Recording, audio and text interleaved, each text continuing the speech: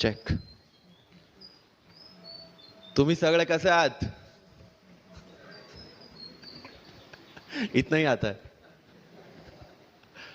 So first of all, cultural capital of Maharashtra और Oxford of the east जिसको कहा जाता है, ऐसे पुणे के सभी लोगों को गुजरात का वंदन. लास्ट प्लेयर, लंबी पारी खेलनी थी लेकिन टाइम हमारे पास बहुत कम है. जितना एसेंशियल है, जितना बहुत इंपॉर्टेंट है, उतनी ही चीजें मुझे बतानी है. सी, यूपीएससी हो या मैंने जीपीएससी क्लियर किया क्लास 1, गुजरात में रैंक 34 था. यूपीएससी क्लियर किया, rank 570, IPS, becoming the youngest IPS of Gujarat at such a early age, and then people come to you and बोलते हैं आप बहुत नसीबदार है, you are very lucky. I tell them in reverse, luck favors the brave. कोई अपना luck साथ में लेके नहीं आता, वो बनाना पड़ता है. अगर आपके पास रिस्क लेने का एटीट्यूड है, सी, मैं गुजराती हूं and we know the business, and business का एक ही फंडा है, higher the risk, higher the profit. So अगर 8:30 को आपका एक्सीडेंट होता है और 9 o'clock आप मेंस की एग्जाम देने जा सकते हैं. इंटरव्यू से पहले 1 महीने तक आप हॉस्पिटलाइज्ड है और उससे 1 वीक पहले आप दिल्ली जाके उसकी प्रिपरेशन कर सकते हैं. तो luck has to come with you.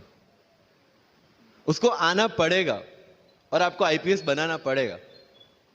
लोग बोलते हैं कि एक्सीडेंट के बाद आप जाके आए एंड ऑल, तो द सिंपल था कि मैं एग्जाम के लिए निकला. मेंस मेरा था, सुबह GS3 का पेपर था. 8:30 को मेरा स्कूटी स्लिप हो गया, मेरा लिगामेंट इंजरी हो गया, लेफ्ट हैंड में इंजरी था, सीट से ब्लीडिंग हो रहा था. लेकिन मेरे पास 2 ऑप्शन थे. मैं खड़ा हुआ, मैंने देखा, okay, my right hand is safe, and I decided I will go to the exam hall and write the exam. मेरे पास 2 ही ऑप्शन थे. या तो मैं वहां से उठ के रोने लगूं, यार मेरे साथ ही ऐसा क्यों हुआ, मेरा एक्सीडेंट हो गया, मेरा मेंस खराब हो गया, और हॉस्पिटल जाओ. या दूसरा ऑप्शन था कि मैं देखूं कि मैं 3 घंटे और सर्वाइव कर सकता हूं. हाँ, कर सकता हूं. मैं मेंस के लिए एग्जाम हॉल में गया. ये जितने भी फोटोग्राफ्स लगे हैं, सर ने जैसे बताया कि जितने भी इंसान सक्सेसफुल हुए, अगर आप उसकी लाइफ स्टोरी देखेंगे तो कहीं ना कहीं एक मोमेंट आता है जहां पे वो इंसान की जो स्ट्रगल है वो पीक पे हो जाते हैं. वो इस मोमेंट पे आपको डिसाइड करना है कि आपको वहां से यू टर्न लेना है या आपको वहां से आगे निकलना है. इन सब लोगों ने डिसाइड किया कि उनको वहां से आगे निकलना है. एंड दैट इज द फंडा ऑफ लाइफ. सक्सेस उन्हीं को मिलता है जो इस स्ट्रगल वाले मोमेंट से आगे निकलने की सोचते हैं. जब भी आपको लगे कि आपके सिर पे बहुत मुसीबत है, जब भी आपको लगे कि आप हर तरह से गिर चुके हैं, जब भी आपको लगे कि आपके पास कोई ऑप्शन नहीं है, तब एक चीज आप अपने दिमाग में लाइएगा कि यही मोमेंट है जहां से आपकी तकदीर बदलने वाली है. क्योंकि डायमंड जो होता है वो जितना ज्यादा घिसता है उतनी ज्यादा उसकी वैल्यू होती है. सोना जो होता है वो जितना ज्यादा तपता है उतनी उसकी वैल्यू होती है. अगर आप जिंदगी में तप रहे हैं, अगर आप जिंदगी में घिस रहे हैं, अगर आपको लग रहा है कि आप हर तरह से मुसीबतों में गिरे हुए हैं, तभी आपकी जो वैल्यू है वो बढ़ने वाली है. और यही मेरा एटीट्यूड रहा है. लोग बोलते हैं कि तुम्हारी फाइनेंशियल कंडीशन ठीक नहीं थी, पापा इलेक्ट्रिशियन थे, मम्मी हाउसवाइफ थी, डायमंड के कारखाने में काम करती थी, उसके बाद उन्होंने मैरिज में रोटियां बनाने का काम किया और उस तरह से मैं पढ़ा. लेकिन जब मुझे पूछा जाता है कि ऐसी कौन सी चीज है आपकी लाइफ में जो आप बदलना चाहते हो, एंड आई सेड नथिंग. क्योंकि अगर वो चीजें नहीं होती मेरी लाइफ में तो शायद आज आपके सामने मैं नहीं होता. तो अगर लाइफ में प्रॉब्लम्स है, अगर लाइफ में स्ट्रगल है, जैसे सर ने बताया struggle is a part of life, and I strongly believe in that. क्योंकि अगर हम दिल्ली में थे, मेरे दोस्त के साथ में निकला बाहर घूमने, तो बोलता है यार ऐसी लाइफ चाहिए, कोई मगजमारी नहीं, आराम से बैठते पूरे दिन एसी वाले कमरे में, बहुत सारे पैसे है और कोई टेंशन नहीं, ऐसी लाइफ चाहिए मुझे. मेरे पास ऑप्शन है. बोलते क्या? बोला देख सामने एटीएम का रूम दिख रहा है, एसी वाला कमरा है, बहुत सारे पैसे, कोई मगजमारी नहीं, जॉब ले ले. क्यों आईएएस आईपीएस में दिमाग खराब कर रहा है। अगर स्ट्रगल नहीं चाहिए तो you have to compromise with that life. जब भारत वर्ष का सपना चंद्रगुप्त ने देखा, चाणक्य ने देखा, और उस भारत वर्ष को बनाने के लिए जब ये संघर्ष जारी था, और तब नंद के राजा धनानंद की डॉटर दूरदराज से चंद्रगुप्त को प्यार हो जाता है, और जब चाणक्य उनको बोलते कि नहीं, तुम्हें उससे दूर रहना है, और तब चंद्रगुप्त बोलता है, आचार्य कभी कभी सोचता हूं कि जिंदगी में या ये भारत के सम्राट बनने के लिए इतना त्याग, इतना बलिदान ना देना होता तो। और तब चाणक्य रिप्लाई करते हैं, तो हर कोई भारत का सम्राट होता। This is the fundamental rule of life. अगर आईएएस बनने के लिए, आईपीएस बनने के लिए सैक्रिफाइस करना नहीं पड़ेगा, अगर उसके लिए आपको त्याग नहीं करना पड़ेगा, तो आज पूरे इंडिया में हर घर में आपको आईएएस आईपीएस मिल जाएंगे। So when you are entering into this game of UPSC or MPSC, make sure that you have to sacrifice anything which will take you to your goal. लेकिन प्रॉब्लम ये है कि हमें टेंशन होती है, यार दोस्त की एंगेजमेंट है, उसकी बर्थडे पार्टी है, उसकी शादी है, अटेंड नहीं करूंगा तो बोलेगा मैं तेरी शादी में नहीं आऊंगा, एंड ऑल। लेकिन बिलीव मी, जब आप आईएएस बन जाओगे, वो सामने से याद दिलाएगा, भाई इनविटेशन कार्ड नहीं भेजा तूने। समझ रहे हो?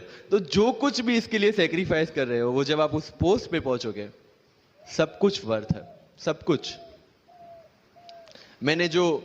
मेरा इंटरव्यू था यूपीएससी का, मुझे एग्जैक्ट डेट याद है, 23 मार्च को मेरा इंटरव्यू था। 20 फरवरी को मुझे हॉस्पिटल में एडमिट किया गया क्योंकि मुझे इन्फेक्शन हो गया था बॉडी में, एंड बहुत हाई फीवर था, तो आईवी के अलावा कोई ऑप्शन नहीं था। 1 मार्च को ठीक होके मैंने सोचा चलो दिल्ली निकलते हैं। 2 मार्च को मैं दिल्ली पहुंचा। 3 मार्च को वापस से टॉन्सिलाइटिस का अटैक होने की वजह से फ्लाइट लेके वापस से पालनपुर, अहमदाबाद, अगेन हॉस्पिटलाइजेशन। 15 मार्च को I got relieved from the hospital. 16 मार्च को मैं दिल्ली पहुंचा, और 23 मार्च को I gave my UPSC interview. तो 1 महीने का हॉस्पिटलाइजेशन। उसके बाद जब दिमाग में ये था कि मेरे साथ जो लोग इंटरव्यू दे रहे हैं वो 1 महीने से प्रिपरेशन कर रहे हैं, एंड 1 महीने से मैं हॉस्पिटल में था, again I thought this is the moment to prove yourself. I went to the interview, और पूरे इंडिया में 2nd highest marks in interview.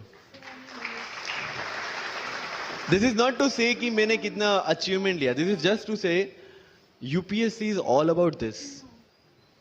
मैंने कोई प्रिपरेशन नहीं की थी यूपीएससी के लिए, इंटरव्यू के लिए, but again I scored good marks in interview, because UPSC सिर्फ आपका नॉलेज चेक नहीं करता। Make it very clear in your mind, जैसे सर ने बोला, it's a game of wisdom. आपको पहले ऑफिसर बनना पड़ेगा यहां से। यूपीएससी का काम तो सिर्फ थप्पा लगाना है कि हाँ ये ऑफिसर बन गया। जितने भी आईएएस आईपीएस ऑफिसर्स को आप मिलोगे, you will realise this thing कि ऑफिसर वाली क्वालिटीज इसमें पहले से है। आप जब प्रिपरेशन स्टार्ट करते हैं तभी से समझ लीजिए कि आपकी आईएएस और आईपीएस की ट्रेनिंग भी स्टार्ट हो गई। बिकॉज जो क्वालिटीज आपको चाहिए as an officer, as a IAS, as an IPS, क्या क्वालिटीज चाहिए? फर्स्ट ऑफ ऑल कॉन्फिडेंस, कि जब आप उस सीट पे बैठते हैं, आपके सामने कोई भी क्वेश्चन आएगा, you will be able to handle the issue. ये कॉन्फिडेंस लेके आपको उस सीट पे बैठना है। यही कॉन्फिडेंस चाहिए when you start the preparation. Decision making, अगर हर एक टॉपिक पे आप हर एक कोई को पूछने जाते हैं, भाई इसमें कौन सी बुक पढूं, इसमें क्या पढूं, इसमें क्या करूं, then you are not suitable for this exam. लोग बोलते हैं कि 1 साल में प्रिपरेशन, जैसे मैंने जून 2016 में मैं दिल्ली गया, और जून 2017 में मैं अपियर हुआ, and I clear UPSC and GPSC. People से कि सर 1 साल की मेहनत में आपने एग्जाम क्लियर कर दिया। यस, टेबल और चेयर पे बैठ के करने वाली मेहनत 1 साल की थी, लेकिन उसके पीछे की मेंटल प्रिपरेशन कितनी पुरानी थी। जब मैं प्राइमरी स्कूल में था तब सोचा था कि आईएएस बनना है, और तब से मेरी जो जर्नी है, तब से मेरा जो टेम्परामेंट है, तब से मेरा जो एटीट्यूड है, वो इसी डायरेक्शन में था। जब कॉलेज में था तब मैंने एनजीओ स्टार्ट किया, 3 एनजीओ से मैं जुड़ा था। जब लोग सोशल मीडिया, व्हाट्सएप और फेसबुक पे बिजी थे, मैं वहां स्लम में जाके बच्चों को पढ़ा रहा था। क्यों? क्योंकि मुझे पता था कि फ्यूचर में यही काम करना है, क्यों ना अभी से उसकी ट्रेनिंग ले लो। So I have invested my each and every moment for this goal. Because जो पर्सनालिटी टेस्ट लास्ट में यूपीएससी लेता है, इंटरव्यू नहीं है वो। We consider it as interrogation. Interview को इंट्रोगेशन लेके चलते हैं, वहां पे पूछताछ होगी नहीं। अगर यूपीएससी के इंटरव्यू में 10 में से 9 क्वेश्चन के आंसर भी आप सॉरी सर और sorry ma'am I don't know कह के देते हैं, उसका कोई इंपैक्ट नहीं पड़ता। इंपैक्ट पड़ता है वो 9 क्वेश्चन न आने का प्रेशर आप कैसे हैंडल करते हैं। आपके पसीने छूट जाते हैं या आप वही टेम्परामेंट के साथ इंटरव्यू कंटिन्यू करते हैं। मार्क्स उस चीज के, मार्क्स है आपकी सोच के। एक ऑफिसर के तौर पे जब आपको आईएएस या आईपीएस की सीट पे बिठाया जाएगा, how will you treat the citizens of this nation? What will be your attitude to each and every person who is going to come and meet you? These things are being tested during UPSC interview. और इस सारी journey में अगर सबसे important कोई चीज है तो that is your learning attitude. और not for UPSC, for life even. Because when I am speaking in front of you in Hindi and English, to be very clear, I belong to rural background of Gujarat. और मेरा study जो हुआ है वो पूरा Gujarati medium में हुआ है, गवर्नमेंट स्कूल में। 12th तक का स्टडी मेरा गवर्नमेंट स्कूल में हुआ है, गुजराती बोर्ड में, गुजराती मीडियम में। And yet I can give my UPSC interview in English in Delhi and score such marks. Where did it come from? कहाँ से आता है ये? मुझे अभी भी याद है मेरा college national institute of technology Surat था, जहाँ पे मेरे साथ जो पढ़ने वाले बच्चे थे वो सारे सीबीएसई आईसीएसई वाले थे, और मैं एज ए एलियन वहाँ पे पहुँचा था, क्योंकि तब मुझे पता चला कि मैकडी जैसा भी कुछ है और उसमें बर्गर जैसा भी कुछ मिलता है। That was my first exposure to any metro city. And जब मैं उनसे इंटरेक्शन करता था और इंग्लिश बोलने की ट्राई करता था, तो जैसे संजू मूवी में इंग्लिश दिखाया गया है गुजरातियों का, जो जीरो को जीरो बोलते हैं, उसी तरह I was also like that. Mother tongue influence आ जाता है, it's very obvious. So I use to speak notes and not notes, और डोर एंड नॉट डोर, और don't and not don't. They use to make fun of me. Safin, it's not don't, it's don't. Okay fine. I had two options. Either I stop speaking English with them or improve on that and go ahead. I decided the second option. When I started my preparation of civil services, जो English medium में करनी थी, वाजीराम में मैंने coaching किया, जहाँ पे पूरा English medium में था, सारे subjects मेरे लिए नए थे। I started from the scratch. I started from the English medium NCERT of standard 5 and 6, Gujarati dictionary, Gujarati to English dictionary, and then I started my preparation. कभी कभी ऐसा होता था कि द हिंदू का पूरा एडिटोरियल पढ़ लिया और उसके बाद आई वाज लाइक कि मैंने क्या पढ़ा। ये होगा, सबके साथ होगा। बट उस जगह अगर आप टिक गए, उस जगह अगर आपने पेशेंस रखा, उस जगह आपने अगर सरवाइव कर दिया, तो इस एग्जाम में भी सरवाइव कर जाओगे। क्योंकि यूपीएससी की जो रेस है उसमें कभी भी कछुआ, कभी भी खरगोश नहीं जीतेगा। इसमें जीतने वाला ऑलवेज कछुआ ही होगा, जो स्लो बट स्टेडी रहेगा। लग जाते हैं 5 साल भी लग जाते हैं, 7 साल भी लग जाते हैं, 9 साल भी लगे हैं लोगों को एग्जाम क्लियर करने के लिए। लेकिन बिलीव में जब रिजल्ट आएगा ना, तो वो सारा सेक्रीफाइस आपको वर्थ लगेगा।